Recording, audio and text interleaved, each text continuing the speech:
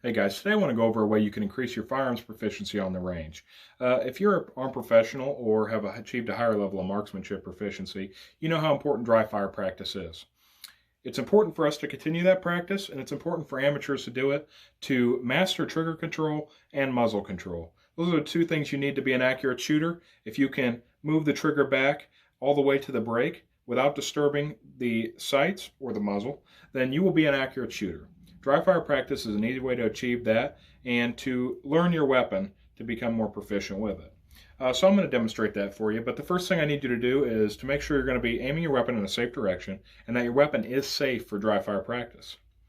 Where I'm going to be aiming my weapon, there are no people in the home, and there are no homes in the direction that I'm going to be dry firing.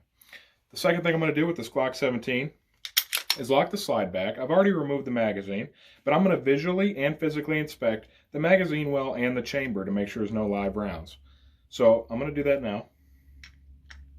No magazine in the magazine well, and there's no rounds in the chamber. This weapon's safe for dry fire practice. So as dry fire practice sounds like, it's going to be a dry run of what you do on the range.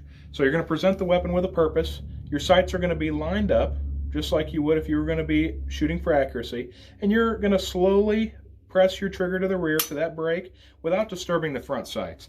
I hope you're able to see that my muzzle did not move at all. There was no flipping, there was no wavering of the sights. It was a nice clean trigger press all the way to the break, and the sights and muzzle was undisturbed.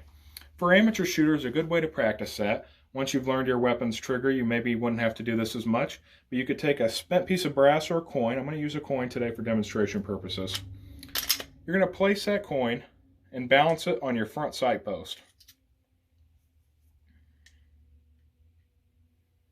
You're going to present your weapon and line up the sights just as you did before.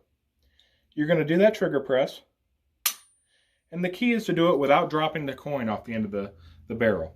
If you can do this, then you've mastered moving the trigger to the rear, and you've also mastered muzzle control, not disturbing your sights. Keep practicing, get better, and learn your weapon's trigger, and you'll become a more proficient and accurate shooter.